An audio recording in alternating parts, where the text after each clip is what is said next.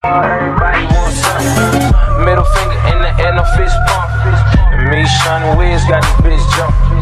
Assalamualaikum warahmatullahi wabarakatuh. Perkenalkan, nama saya Messi Arstita Munawaroh, NIM 2102021025, Prodi Sistem Informasi semester 6. Di sini saya akan menjelaskan sistem pendukung keputusan atau SPK atau Decision Support System. DSE merupakan salah satu bagian dari sistem informasi berbasis komputer. Sistem ini digunakan sebagai pendukung dalam mengambil sebuah keputusan dalam organisasi maupun perusahaan. Sistem pendukung keputusan SPK adalah sistem informasi yang digunakan untuk membantu pengambilan keputusan dengan menggunakan data, model matematika, dan teknik analisis tertentu. Tujuan dari sistem pendukung keputusan adalah untuk membantu pengambilan keputusan yang lebih tepat dan efektif dengan menyediakan informasi dan relevan dan dapat diandalkan. SPK dapat digunakan di berbagai bidang seperti bidang bisnis, pemerintah, kesehatan, pendidikan, dan lain sebagainya. Beberapa contoh aplikasi SPK yang umum adalah dalam penentuan kelayakan kredit, evaluasi kinerja karya, pengelolaan persediaan, dan perancangan strategis. SPK bekerja dengan mengumpulkan data, menganalisis data, rekomendasi atau alternatif keputusan berdasarkan analisis. SPK dapat dibuat menggunakan berbagai teknologi seperti pemrosesan bahasa analisis, data mining dan artificial intelligence, machine learning, dan lain sebagainya. Tujuan EDS Support System dalam proses pengelolaan DSE dibantu dengan berbagai sistem lain seperti Artificial Intelligence, AL atau Experience System atau ES, QGIS, login, dan lain sebagainya. Sehingga tujuan dari penerapan SPK ini adalah sebagai berikut. Yang pertama, membantu dalam menyelesaikan permasalahan yang terbentuk secara semi-struktur.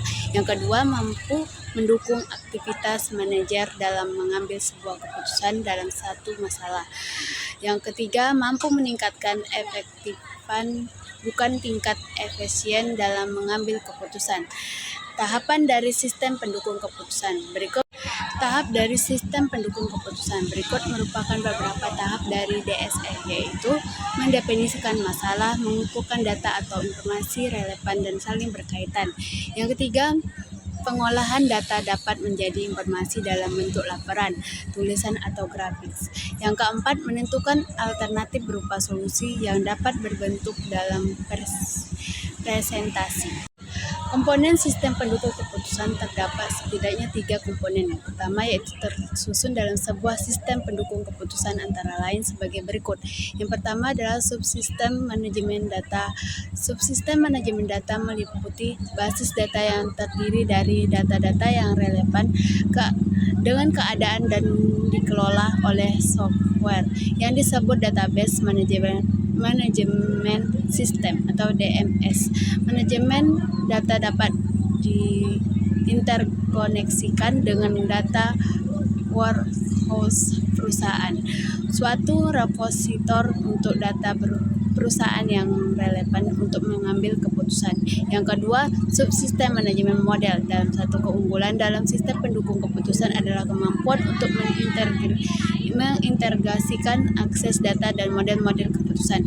Subsistem manajemen model merupakan paket software yang bersifat model-model finansial, statistik, ilmu manajemen, dan model kuantitatif yang menyediakan kemampuan analisis manajemen software yang sesuai. Software ini disebut sistem manajemen basis model. Subsistem dialog, user atau interface, subsistem plugins, dan karakter sistem pendukung keputusan timbul dari kemampuan interaksi antar sistem dan pemakaian. Dinamakan subsistem dialog. Subsistem dialog intergraph subsistem merupakan subsistem yang dapat digunakan oleh user untuk berkomunikasi dengan sistem dan juga memberi perintah SPK. Web browser memberikan struktur antarmuka penggunaan gratis yang akribis dan konsisten. Istilah antarmuka pengguna mencakup semua aspek komunikasi antar pengguna dengan sistem.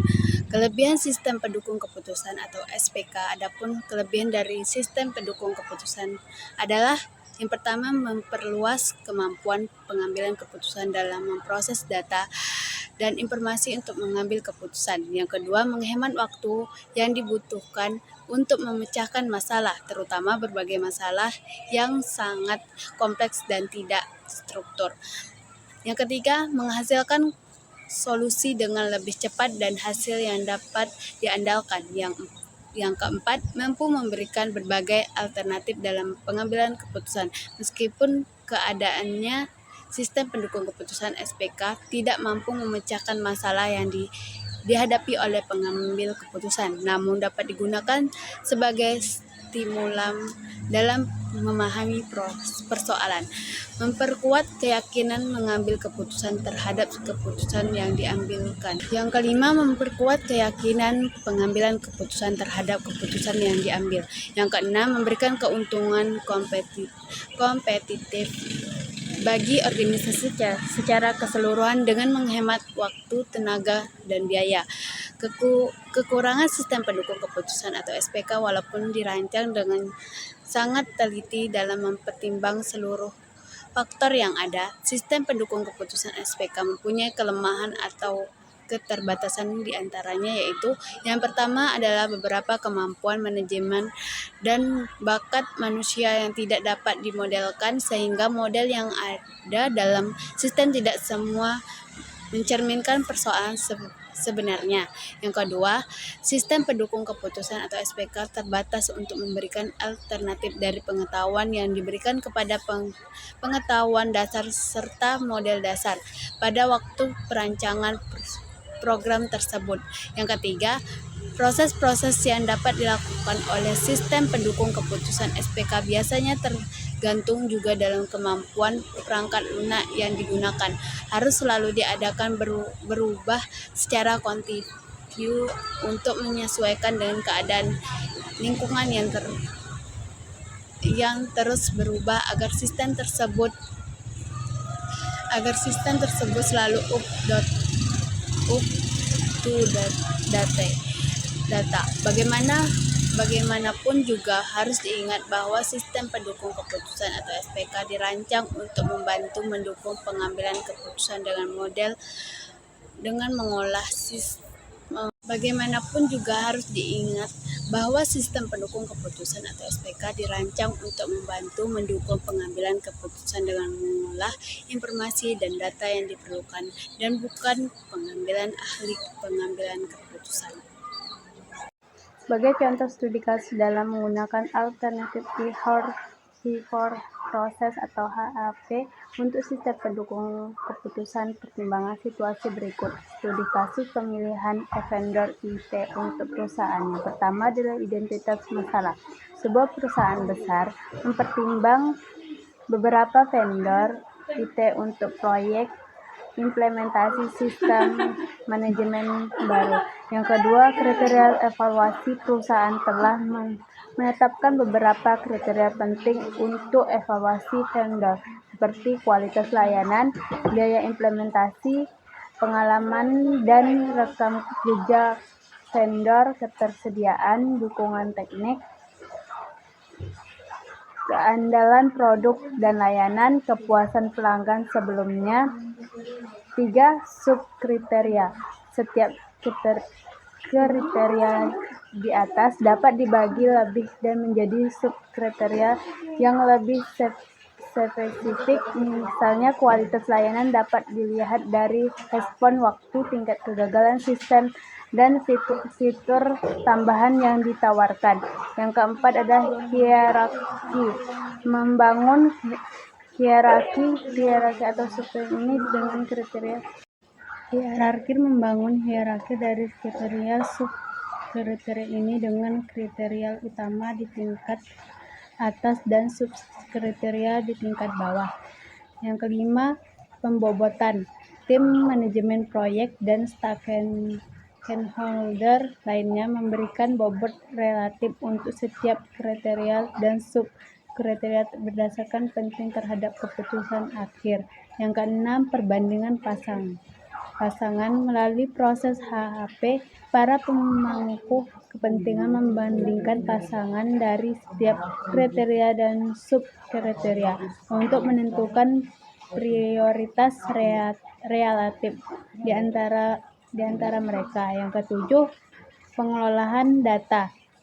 Data berbanding diolah oleh perangkat lunak HAP untuk menghasilkan matriks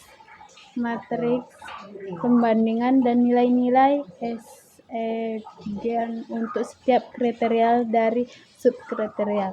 Yang ke-8, analisis hasil. Setelah pengelolaan data, hasil dari HAP memberikan prioritas relatif untuk setiap vendor IET berdasarkan kriteria yang telah ditetapkan. Yang ke-9, mengambil keputusan berdasarkan hasil dari HAP merupakan dapat membuat keputusan yang lebih terinformasi tentang vendor IT yang paling cocok untuk proyek implementasi mereka. Studi kasus ini menunjukkan bagaimana HAP dapat digunakan untuk mengatasi komplementasi dalam memiliki vendor IT dengan mempertimbangkan berbagai kriteria dan subkriteria yang penting. Pendekatan ini membantu perusahaan untuk membuat keputusan yang lebih baik dan lebih terstruktur berdasarkan preferensi dan prioritas yang jelas dari pemangku kepentingan. Inilah penjelasan dari SPK atau Sistem Pengambilan Keputusan. Baik, lebih kurangnya saya mohon maaf. Saya akhiri. Wabillahi taufiq wal hidayah. Wassalamualaikum warahmatullahi wabarakatuh.